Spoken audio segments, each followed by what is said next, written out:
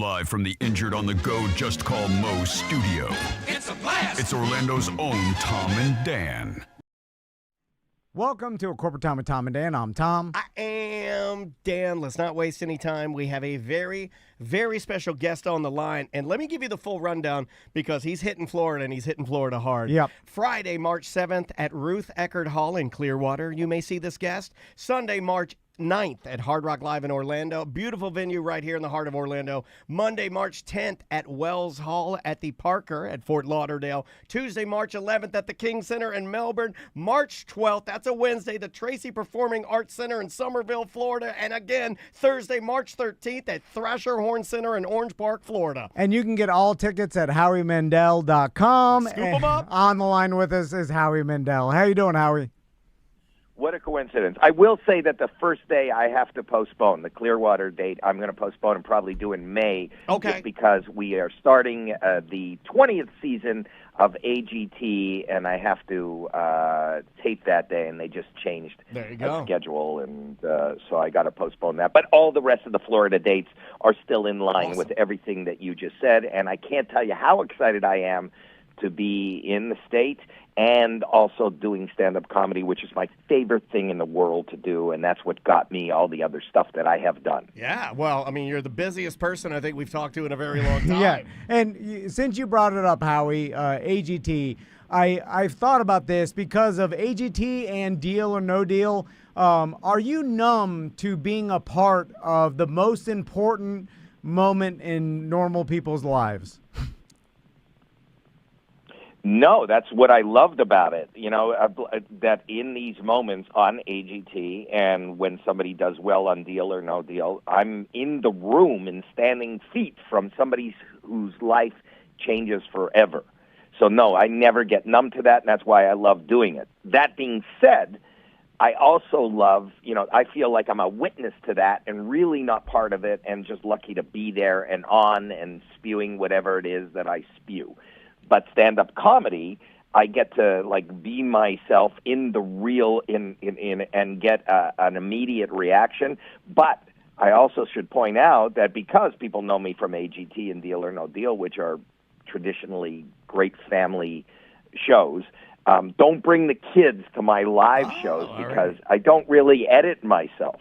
And I'm also, and I've been telling this to people, I'm also much better looking in person, and it scares people. So don't bring the children. Yeah, I mean, you've been covering some spicy stuff on your podcast, and so, I mean, Yeah. You've never been known as, you can work fully clean. I mean, you've always kind of just gone wherever you wanted to go, correct?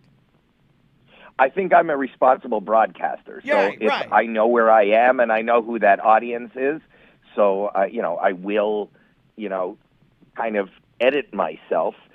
But traditionally, the true raw me has no edit. I mean, I do have been diagnosed with not only OCD but ADHD. So I am very in the moment. Sometimes to my own, I was asked to leave school. I don't have a GED. Everything I've ever been punished for, expelled for, gotten in trouble for is what I seem to get paid for. It works for comedy. Gotcha. Better than it works in broadcast television. And I get to, as you just said, on my podcast that I do with my daughter, Howie Mandel Does Stuff, and also the one I do with Harland Williams, who also lives in Florida part-time, called When a Stranger Calls. We get to just unedited, unabashed, kind of just react to whatever is in front of us. Harlan's been in here a couple of times. He's the Great nicest guy. man. He gave our kids his children's book. He's just such a good dude. And then when his cartoon came out with Puppy Dog Pals. Yeah, Puppy Dog Pals. He sent us some signed copies. I still have mine. It's cool that you get to work with these type of people and then dip your toe into something, like I said, spicier, but then also, roll it back and do the regular America's Got Talent, family-friendly stuff. Right. I like that I get to do, and it keeps each of the things that I do fresh and new to me. You know what I mean? Yeah, if you have to go to the same place and do the same thing all the time, listen, whatever I do is not boring, but it's even more exciting because I get to leave it and come back to it. But there is nothing more exciting for me than stand-up comedy. It really is in the moment. It's terrifying, it's exciting, it's thrilling, it's fun, it's an escape. And that's what the people should show up for, just to escape, life for a while and laugh. I look at it like a giant party, and I'm just trying to be the center of attention. Well, Howie, let's talk about OCD for a second, because you are one of the first people in my memory that started, especially celebrities, that started talking openly about this. And I feel like I have a variation of it. We talk about it on our show. And anxiety. it's in my medical chart too. So. And you were talking about it before anybody seemed to be talking about it. And I wonder how. Well, that was really hard. That was an accident. I didn't intend on it. I wrote a book a few years ago, my autobiography, and I talked about how that happened. I was on a radio show, not unlike this. I was on the Howard Stern show, and they were playing a joke on me because they knew I wouldn't touch the door handle. And I thought we were in a commercial, and I said, hey, I've been diagnosed and I'm about to pass out, and I have something called OCD. When I realized that we weren't in a commercial and it was actually broadcast, I was devastated, but later learned that the fact that I, unsealed this secret that I was carrying, this burden, I felt more comfort in knowing that other people also suffer from it. And they came up to me and said, I too, that was great that you talked about it. So I've learned since that and made it a mission to try to help remove the stigma by being open about it and talking about it and telling people, if you even have an inkling that you have this issue, you should talk about it to loved ones, to caregivers.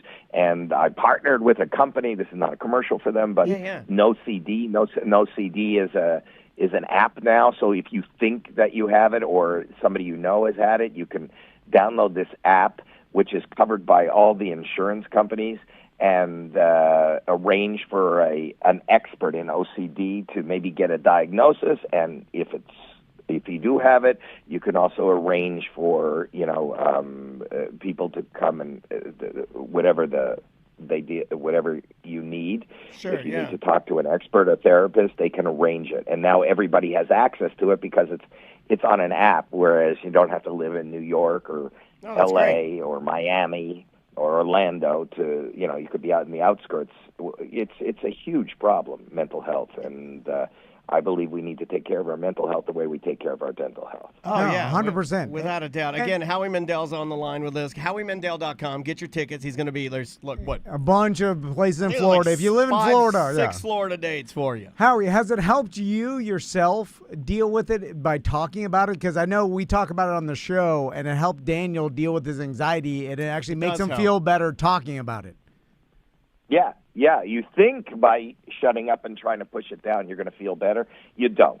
And you can even make yourself physically sick by holding that anxiety and everything in. So, yes, talking about it is the first step. I'm not a doctor. I'm not diagnosing. I'm not giving you a remedy. But I will tell you, as a patient, talking about it, and everybody else I've talked to that has talked about it says they feel better talking about it. And that's how you source and kind of communicate that maybe you need help. Yeah, you've done so many firsts. Another first he did was I remember you being the first celebrity that I knew of, or at least stand-up comedian, who had his own cartoon show.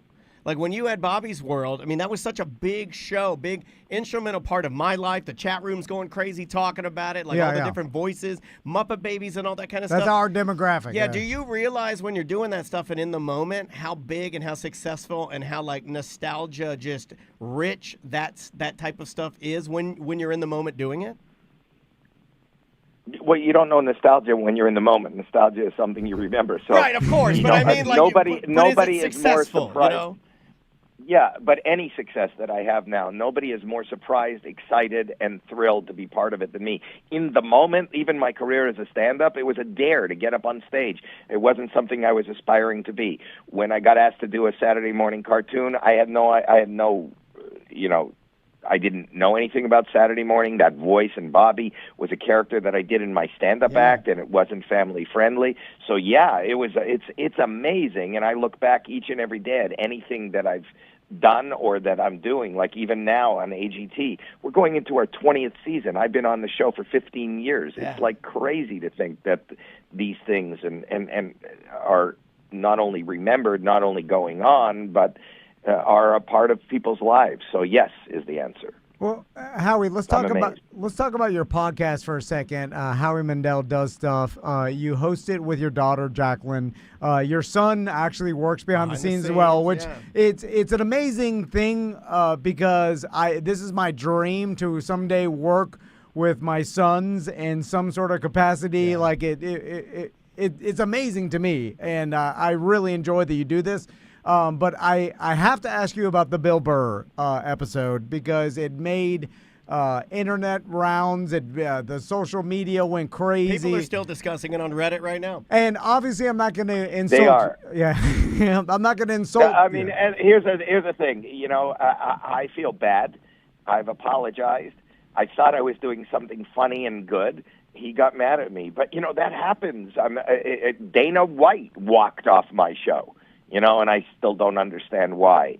There's always somebody when you reach an audience that is going to get angry. You know, last week I had Adam Ray's Dr. Phil on talking to the girl that slept with 1,057 men in 12 Bonnie hours. Blue. Yeah, we're familiar. And that's a show I did with Bonnie Blue, yes. Yeah. Bonnie Blue and me, my daughter and I talked to Bonnie Blue. That's insane. When do you get a chance to do that? It's insane. But I love, it's fun. It's sometimes cringy. It's sometimes exciting, but it's always exciting. And I get to have my family around, and I get to, do what other people only dream of doing, and that's what's exciting for me. Well, Howie, I'm so impressed because you talk about like sometimes it's uncomfortable, and like you watch that episode, and it makes me want to hide under my desk at a certain point when Bill Burr and Billy Corgan are talking to each other. The I'm body like, language is on. So I left. I walked out. Oh, I didn't know that. Well, I didn't know that. You saw the episode. I left for about 15 minutes. I was so uncomfortable. I didn't know what to do. I just got up and left. But it's what happens. You don't know what's going to happen.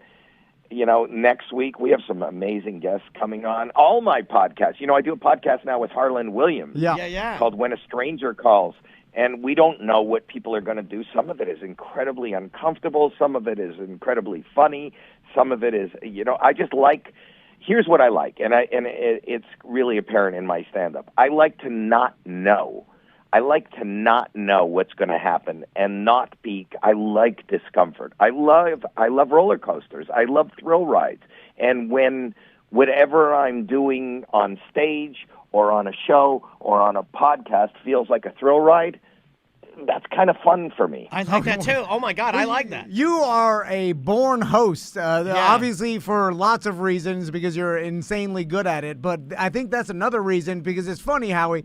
Because as a person that doesn't like uncomfortability, I watch your episode and I think to myself, "Oh, Howie planned this. This is all Bill Burr's in on it. Oh, everybody's saying that. Yeah. For all of them, he planned all of them. Yeah. And I'm like, this is all behind the scenes plan. There's no way he did this for real because I'm thinking like, how could he stand the uncomfortability?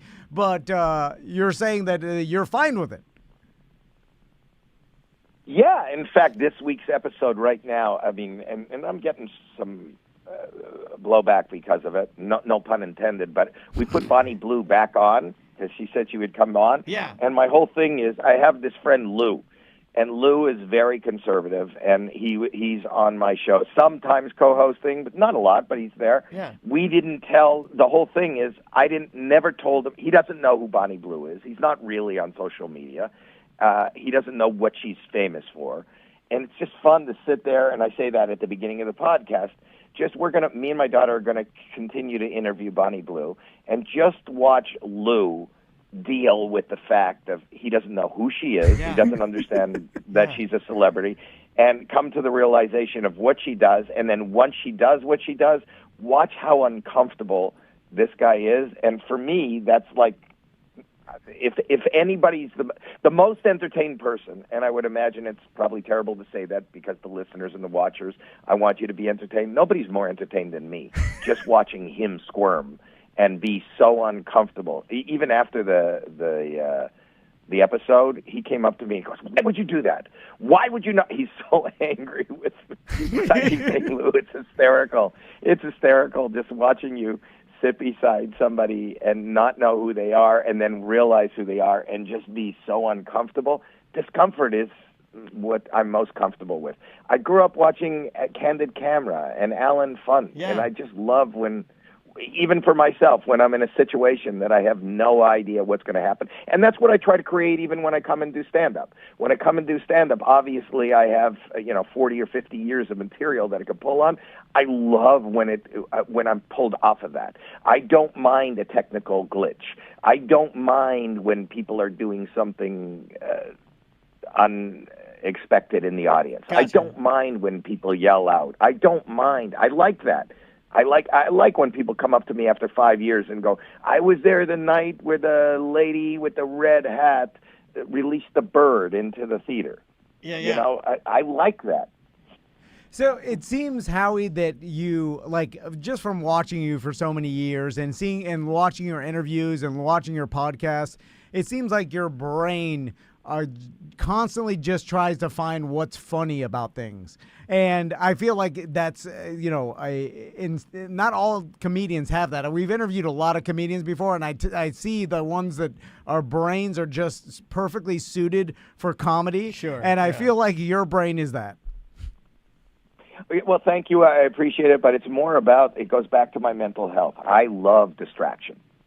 You know, and if I had to recite or there was something planned and I learned it, and when you do something by rote, when you do something that's planned, then your mind can go other places.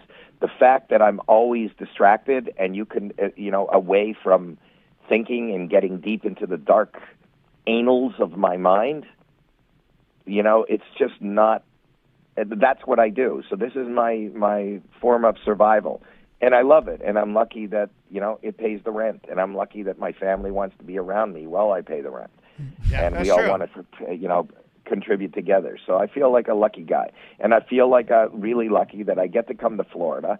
I love my time in Florida. It was the only place. I'm from Toronto, Canada. That was my one vacation place. My family used to drive down there every year. And I thought that one day I would live there. I didn't know that I was going to be in show business and I would end up in California. But I love Florida. I love the people of Florida. And the fact that I get to go there and do the thing that I love most is something that I look forward to. I hope they enjoy it as much as I do. Oh, I know they will, man. And you're doing a lot of dates. I mean, you're not slowing down at all, right? I mean, I saw your... No, I don't. I can't slow down. If I slow down... I'm never going to slow down. I will be forced to slow down. So people won't invite me. People won't buy tickets. People won't hire me. That's how I'll slow down. I will never make the effort to not show up. I love that. So, and speaking of that, because we all do the math, Howie. You've had a insanely successful career.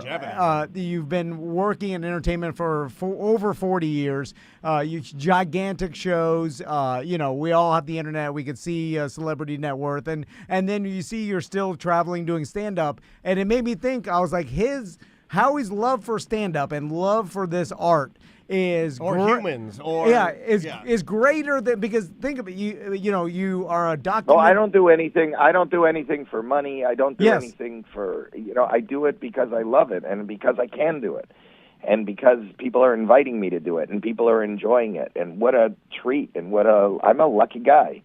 And if you had told me to bet on the fact that first day, April 19th, 1977, when I got dared, I went to a comedy club as an audience member, and they dared me to get up on stage, the people at my table, because they were doing amateurs at midnight. If you would tell me that this many years later, almost 50 years later, that I'd still be talking to a radio station about my dates and coming there, I would have bet against it. Nobody's more surprised than me, and I love it, and I'll do it as long as I get invited. And I haven't always been successful. Right before Deal or No Deal in 2005, I was ready to quit. I was going to quit it. I wasn't selling tickets. Nobody was inviting me. I couldn't get parts. I had just been turned down for a pilot. I have other businesses that I do. I'm in production and on other people's stuff, and I dabble in real estate and other things. So I said, well, I'm just not going to. People aren't interested in seeing me anymore. People aren't interested in hiring me anymore. I'm just going to quit. And then I got the offer for Deal or No Deal, which is probably one of the biggest single successes in my career. Yeah. And is it true that you? So there's ups and downs all the time. Is it true that you almost turned down that Deal or No Deal deal? Yeah, it's the only thing. I always say yes to everything, but that was the one thing I didn't get it.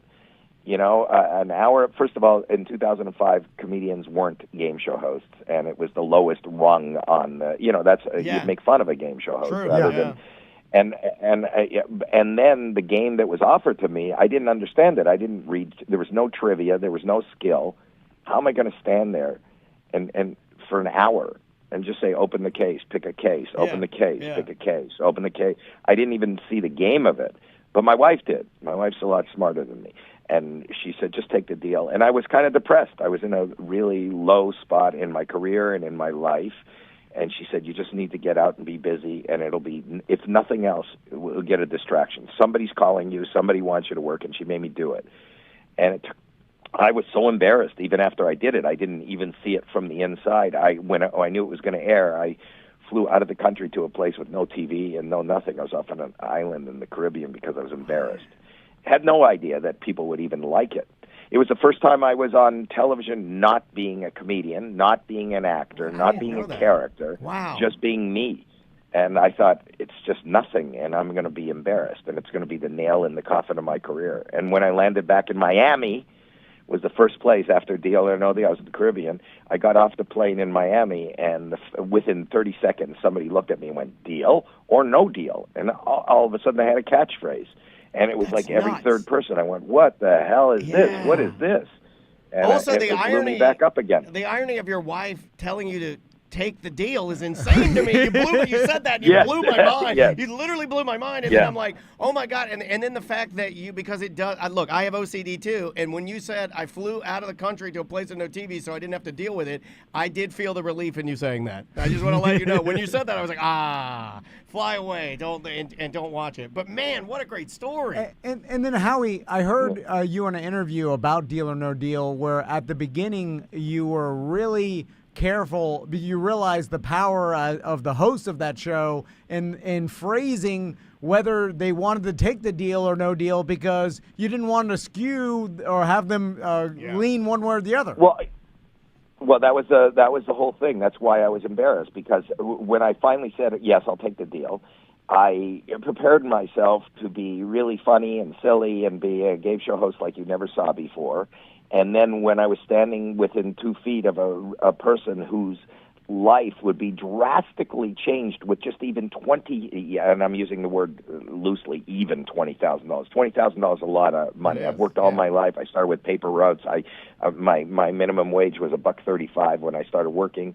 You know, I understand what a dollar is. And when I'll still remember, I did 500 episodes. The first contestant is a woman by the name of Karen Van, who had 3 children, had never owned a home, didn't have health insurance, and the first offer was something like $15,000 to $20,000, and she looked so distracted just by being on a game show, all the cameras, all the noise I was making, and just without any thought went, no deal. And I kept thinking, like, I understand money. $15,000, you can insure your family. $15,000, she didn't live in L.A. or New York. You could probably put a down payment and own a house for the first time. So then I started I didn't want to be responsible for somebody making a bad decision. I didn't want to be a distraction.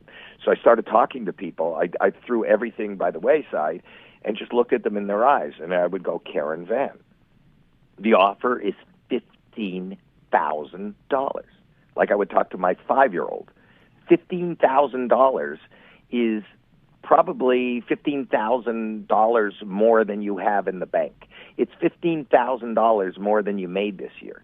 If you say no deal, you have to open up another 5 cases for a chance at $1 million, as opposed to a guarantee of $15,000. And they used to flash Howie stop because they thought I was trying to persuade somebody. I just wanted somebody to leave in a better position than they came, and I didn't want to be responsible for them to leave in a bad position because I was so entertaining. Which also endeared you more to people. Like, yes. Like we noticed, now that you're explaining this, my dad and I love this show, and we loved you on it. And when we watched it, like I would think to myself, oh, he's doing something. Look at him. Look what he's doing here. He's helping this. It's real. We knew what you were doing, and you're a good person for doing it.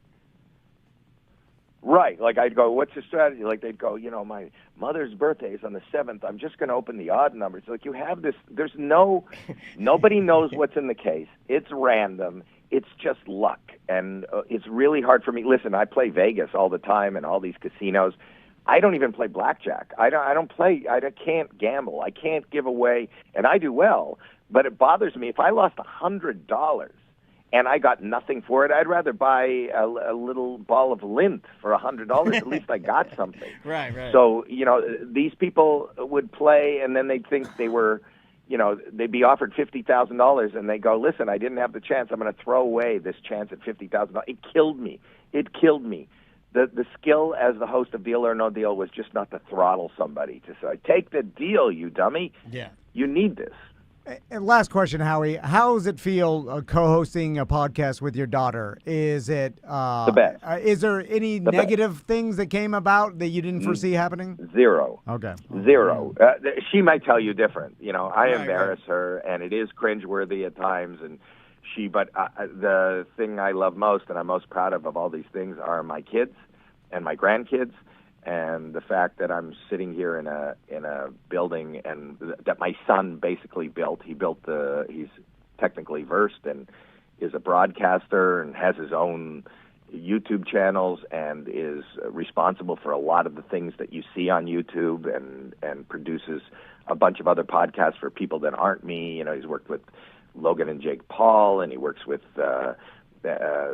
Jason Alexander, and he produces Billy Bush's new show, and he produces a whole bunch of more than I could even mention here. The Girls Next Door with Playboy, and he turns on the lights. He turns on the lights for me, and runs my show and produces it. So and then I get to sit with my daughter, one of my daughters, and do that. I have another daughter that has no desire to be on camera. She's not even in her own wedding album. Yeah. Some people are like that, and that's okay. Like not everybody wants to be out there. Some people want to be behind the scenes, and that's fine. Yeah, but you're an inspiration to a lot of dads out there like us. The fact that now, as you have adult children that you still work with, you hang out with, you have a great relationship with. You've been an entertainer for 40 years. You managed to raise great people, and you're still doing it at a very, very high level. It's impressive. We look forward to you coming to Florida. All right. Well, hope to see you all there. Yeah, man. And thank you so much for your time. You got it, Howie. Thanks so much, man. We appreciate the time. Bye. Oh, okay. Okay. We did not stick the landing.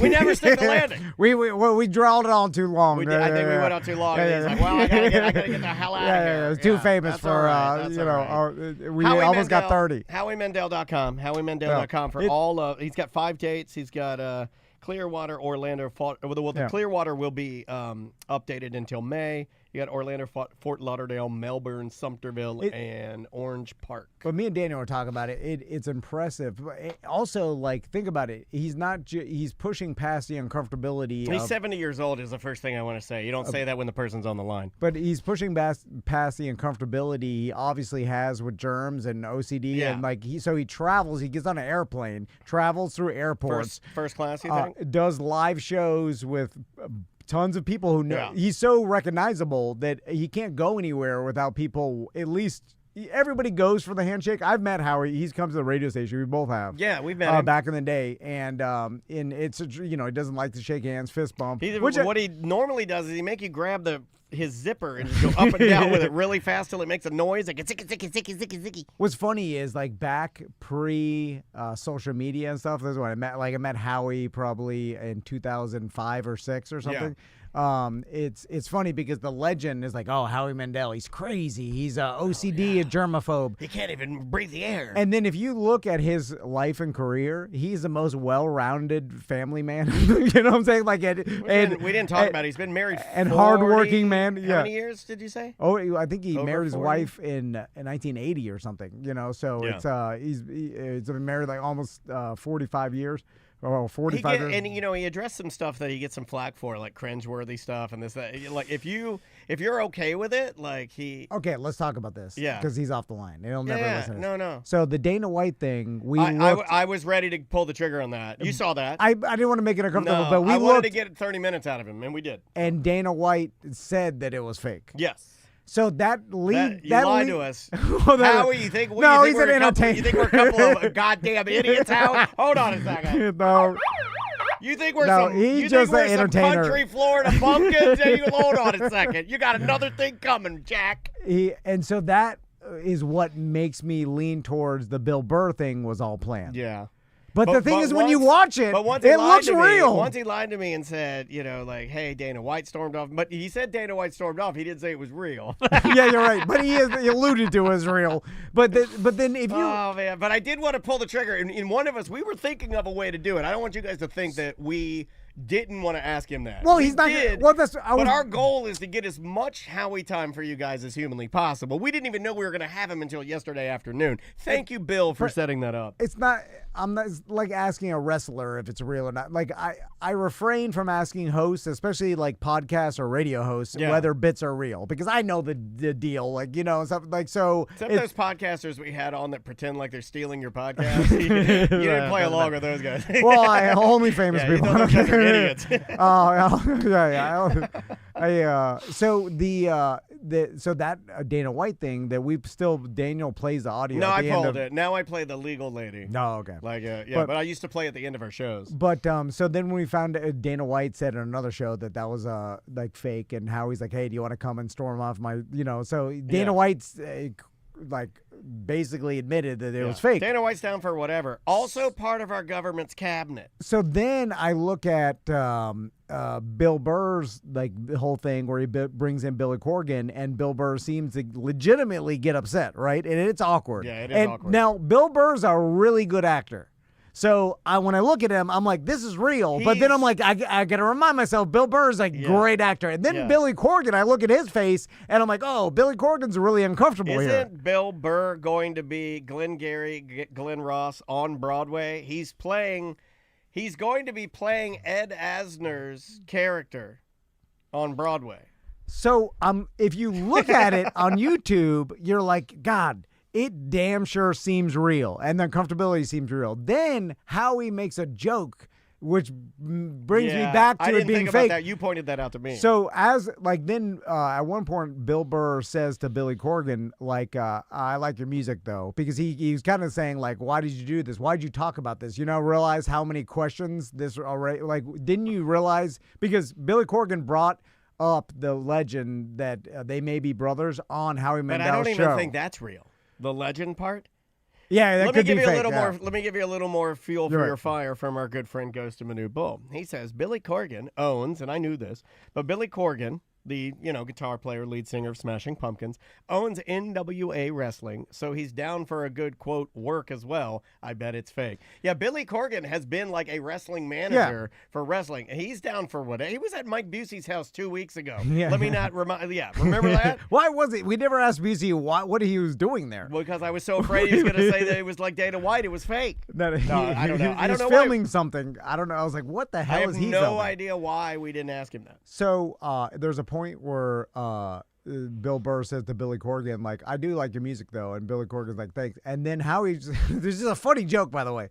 Yeah, Howie says, like, oh, well, Bill, maybe you could play drums with Billy one day. He said, maybe you could play drums with your brother one day. And then, but it was just right after an uncomfortable moment. So then I was like, oh, it's fake. Like, he Like all this, they all knew what was going to happen. And then Bill Burr's smart enough to realize, like, by continuing the ruse He and went on other people's shows. and saying how he hates Howie for doing that, that will give Howie, that's a present to Howie. It made the front page of the New York Post. Yeah, he knows just by saying some words that he can help Howie Mandel out with giving publicity to his podcast by a lot.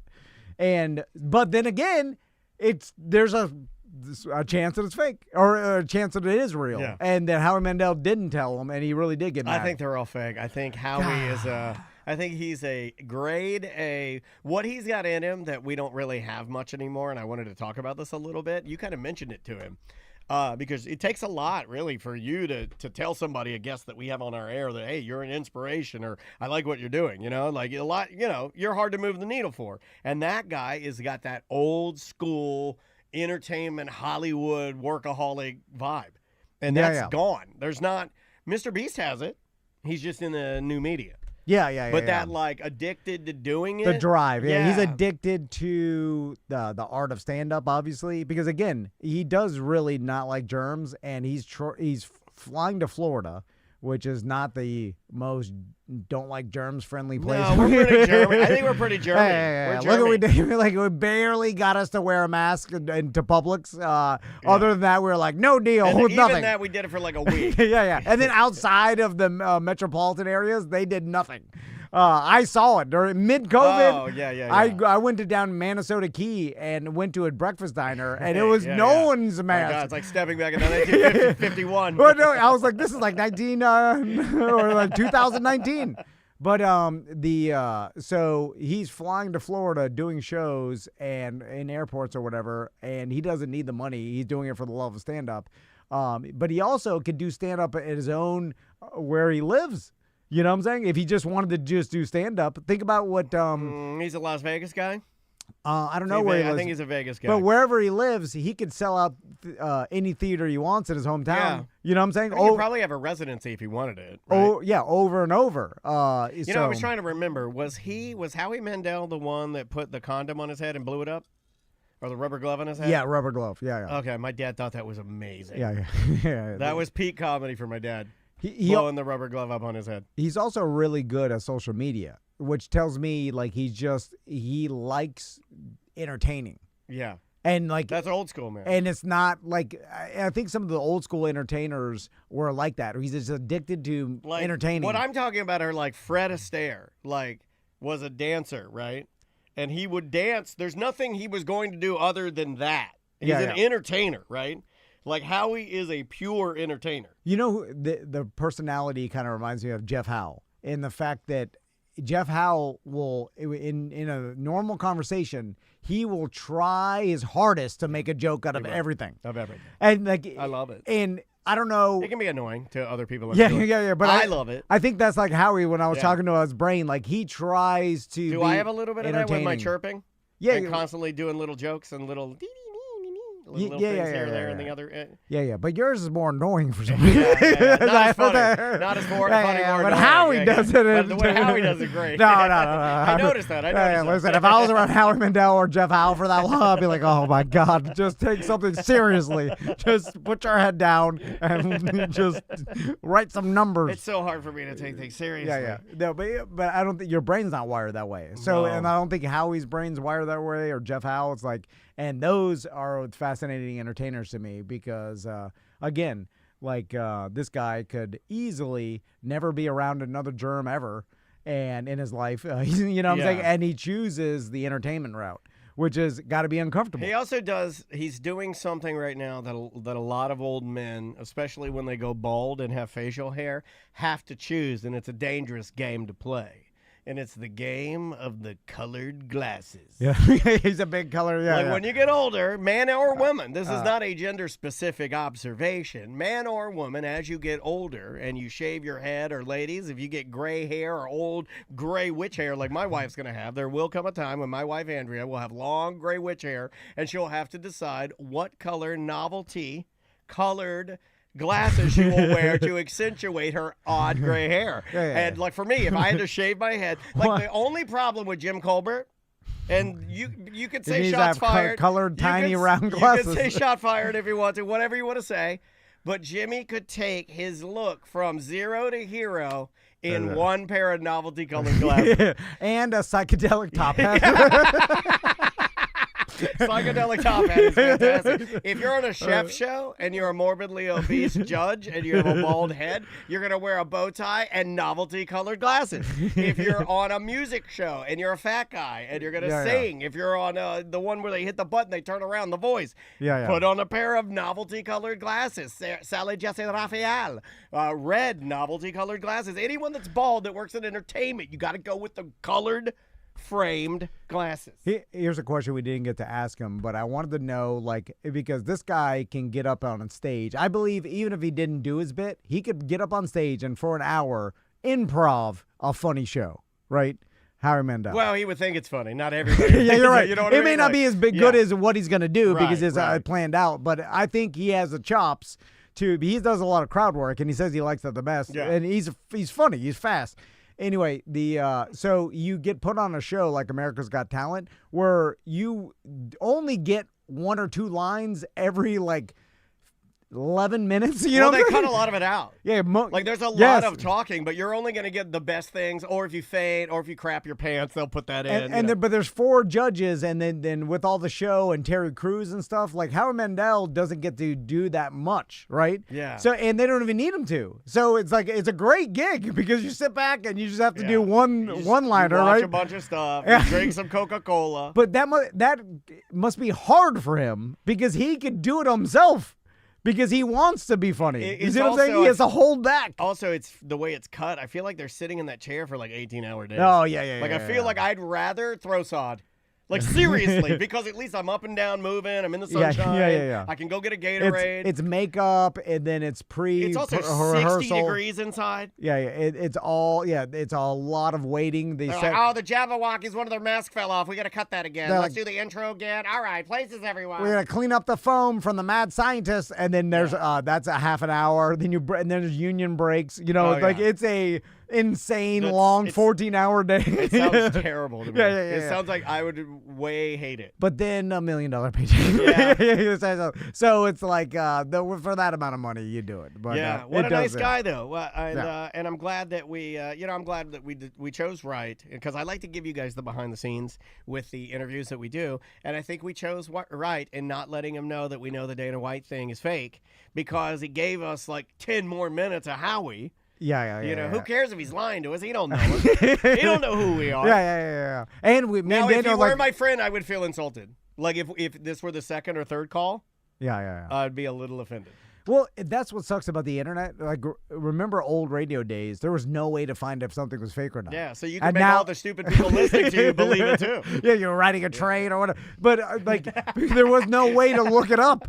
And so now, except for the Bill Burr thing, no one has. There's speculation, but Bill Burr hasn't admitted it. Oh, Corrigan or Howie, no one said. No. Dana White, because but Dana White's dumb. He's dumb. Yeah. He just said, "Oh, it's fake." It's fake. He fake it. He walk off. Me no. Me get told what to do. Me walk off. If he told me to slap my wife, I'd do that too. I'm on Trump cabinet. All right. Should we get out of here? Yeah, let's get out of here. HowieMandel.com for tickets. Yeah. Snag your tickets. And again, thanks to our friend Bill for setting that up. Appreciate you. Yeah, we will see you tomorrow.